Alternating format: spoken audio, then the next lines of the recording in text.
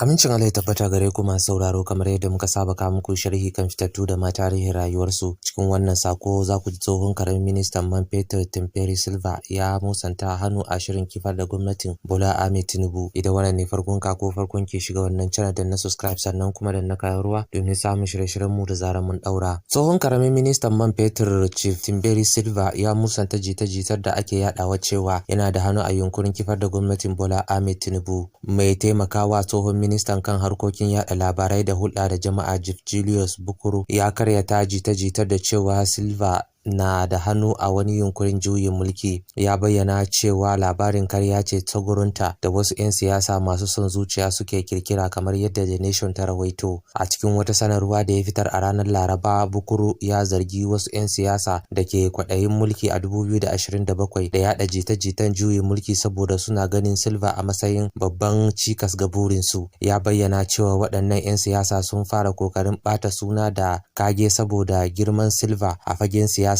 da kwarjini da yake da shi a idon jama'a, wadda ke tona asirin manufar su da son kai. Bukuru ya ce Silva dan dimokuraɗiyya ne na gaskiya, wadda ya nuna cikakken goyon baya ga shugaba Bola Ahmed Tinubu da gwamnatinsa. Ya tunatar da cewa a baya-bayan nan Silva ne ya jagoranci APC a jihar Bayelsa wajen amincewa da shugabancin Tinubu a taron masu ruwa da saki na jam'iyyar. Julius Bukuru ya ce duk da cewa hedkwatan tsaro ta karyata jita-jitar juyin mulki a Najeriya, yana da muhimmanci a fayyace cewa Chief Temporary Silva CON ba shi da wani hannu ko masaniya game da wani yunkurin juye mulki. Silva ɗan dimokuraɗiyya ne wadda tafiyarsa ta siyasa tun daga majalisar dokoki tsohuwar jihar Rivers zuwa gwamnan jihar Bayelsa ta kasance bisa tsarin doka da yardan jama'a. Bugu da kari, Bukuru ya tabbatar da cewa wasu da ake zargi dakaru ne daga hedikwatan tsaron Najeriya sun kai samame gidan tsohon ministan na Abuja inda suka lalata kayayyaki. Ya ce jami'an ba su bayar da wani dalilin ko shaidar izini na wannan farmaki da suka kai gidan Silva ba, kamar yadda Daily Trust ta rawaito. A lokacin samamen, Silva da matarsa ba su cikin kasa domin yana Birtaniya don duba lafiyarsa, sannan zai wuce Malaysia domin halartar taron kwararru, in ji shi. To masu sauraro, ka ku manta ku danna subscribe sannan kuma danna kararruwa domin samun shirye-shiryen mu da zaran mun daura.